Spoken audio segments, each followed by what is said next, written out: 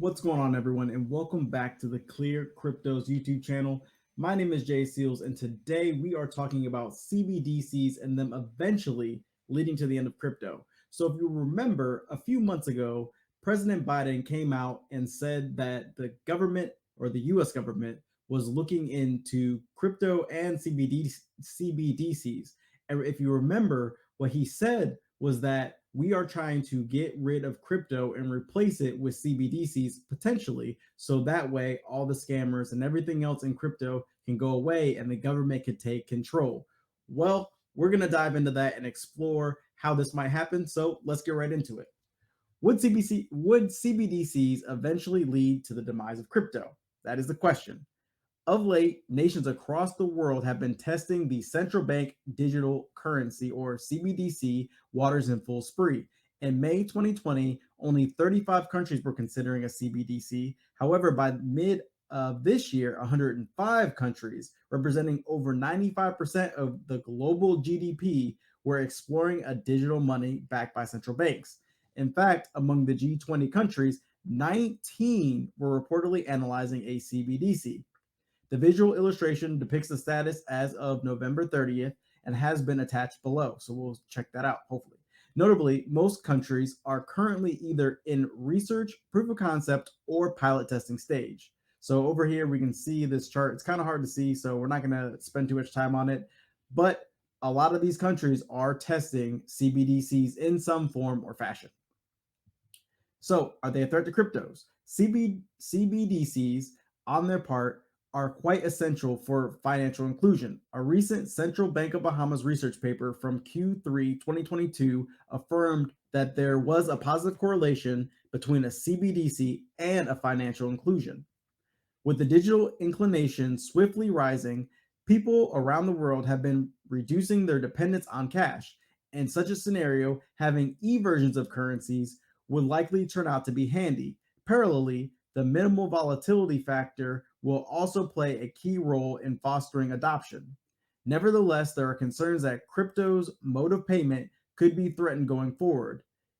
On the same, via a textual commentary to Watcher Guru's Anastasia Kaur, the CMO and board member of crypto firm Choice.com said, for authoritarian governments like China, the advent of a CBDC can be the demise of cryptocurrencies. But in most cases, experts are proposing a future where cryptos and CBDCs can coexist. So that's pretty dope. It's kind of interesting though that like places like China would just get rid of all crypto and be like, hey, you're using my CBDC. But in places like America, we can work together to be like, hey, okay, you got your crypto, we got our CBDCs. Maybe we can even use those CBDCs to then go ahead and buy crypto, which would be pretty cool. She opined that many users will prefer the confidence and freedom that comes along with decentralized nature of privately issued digital currency over the centralized nature of central backed e-currencies, which I can see a place for both. So also pretty dope.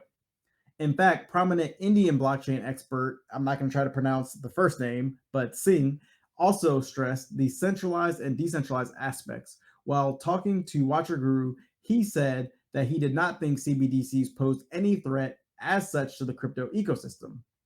The Bahamas, as such, is considered to be a global leader in CBDC's development, following the launch of its CBDC Sand Dollar in October 2020. In fact, it was the first country in the region to launch a central bank-backed digital currency. This summer, Jamaica became the latest country to launch a CBDC, the Jam Dex.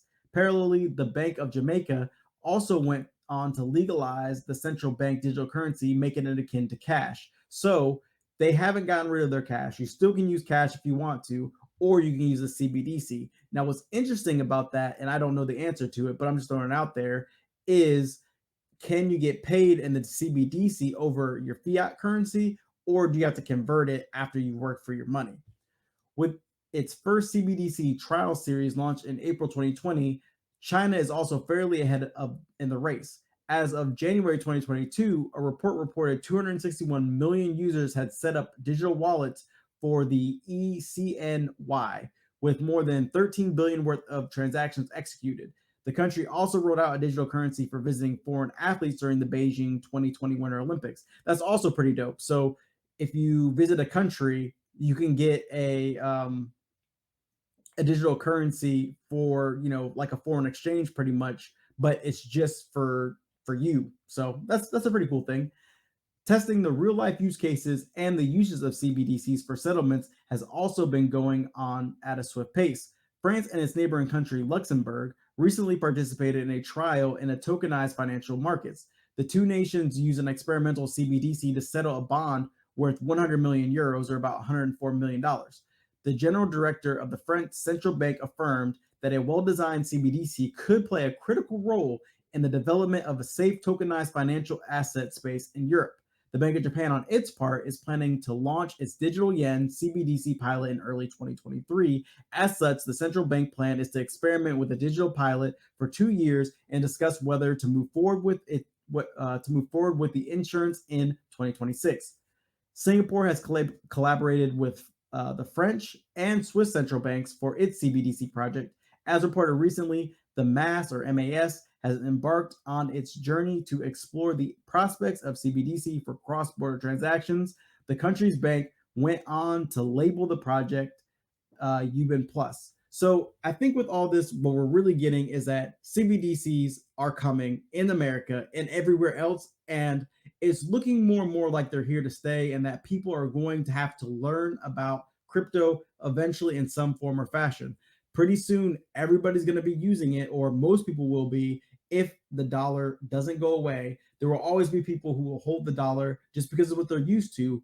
But for ease, having your wallet on your phone and being able to quickly transact your money is something that's going to be happening. And I think everybody needs to get ready for it. Now, as for the question of, is the CBDC going to kill crypto? Well, I think that's still up in the air, but I think we could live in a world where the two can coexist perfectly fine, and we can use our CBDCs to then invest in crypto, and CBDC be the actual currency, and crypto being more like the stock market, where they're assets that are traded and end up, going up and down in value depending on how much they're traded. But that's all I got for this one. Please leave down in the comments whether you think that CBDCs and crypto can be together, living just fine and functioning, or if CBDCs are going to come in and completely destroy crypto altogether, and that's all we're going to have. But I'll catch you on the next one. Peace.